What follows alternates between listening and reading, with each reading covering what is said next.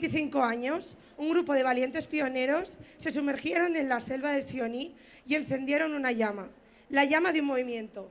Durante años vivieron en armonía con la selva, difundiendo un mensaje muy sencillo: creciendo salvajes y viviendo libres. Y este año celebramos ese día, recordamos a esos valientes. Y esta es la forma en la que el Grupo Mowgli mejor sabe hacerlo.